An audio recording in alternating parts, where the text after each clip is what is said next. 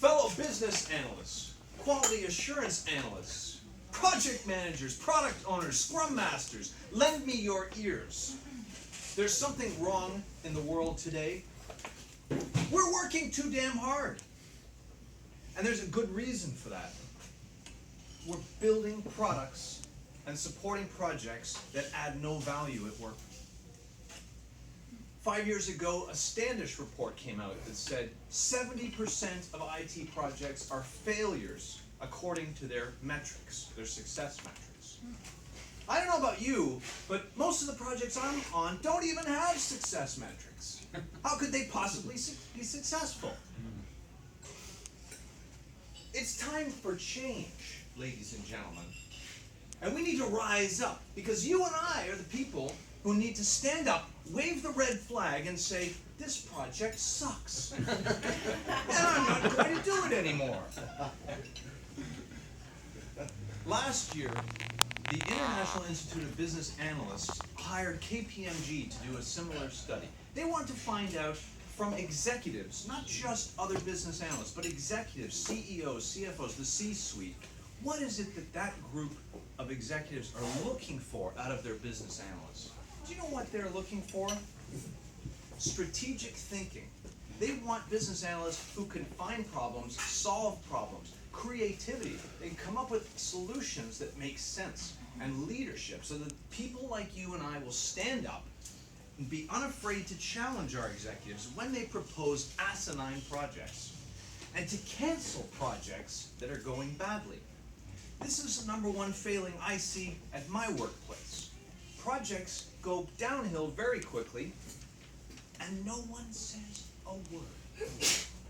It quietly gets released into the wild, that product, and subsequently disaster occurs. Why do we let this happen? Why do we invest our time and energy in these products if we know intuitively that they are not going to be successful? I'll show you leadership and innovation. Here's creative. I'm going to stand up and start canceling projects left and right. You and I need to be doing this. Here are the 5 deadly sins that prop up projects. Gluttony. There are managers out there who come up with projects for the sake of projects. I need more projects. It makes no sense at all. It happens all the time. And when you have no slack resources, why would you be creating projects that add no value? You and I are not sitting around at work, are we? We have plenty to do. We don't need extra projects that don't add value. Greed. Project sponsors that just want more and more power. They come up with projects to satiate their own need for power. Vanity. Projects that make people look good. Oh, look at that project, went so well, it's such a great idea. It's my idea. Despair. While this isn't actually a deadly sin from the Bible, there's a sense of despair that sets in these projects when they're going badly. You know what happens when a project has a lot of despair in it? People stop showing up. They stop caring. They don't go to the status meetings. They look around, they chat at the water cooler and talk badly about how things are going, but they don't cancel the project. It's insanity. And lastly, pride. We have an immense number of projects that are propped up by human pride. Why? Because you and I are afraid to say this project could be a failure. We need to put our pride aside and say, this is coming to an end.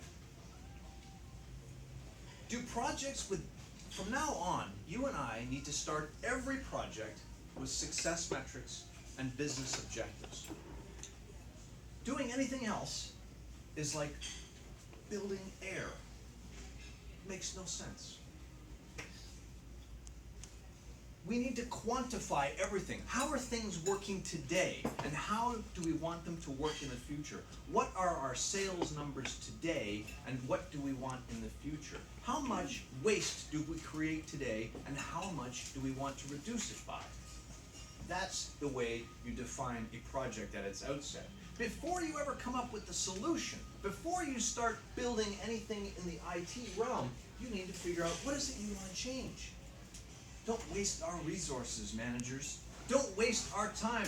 I could very happily go to the cafe 5 times a day and get coffee rather than build your stupid project.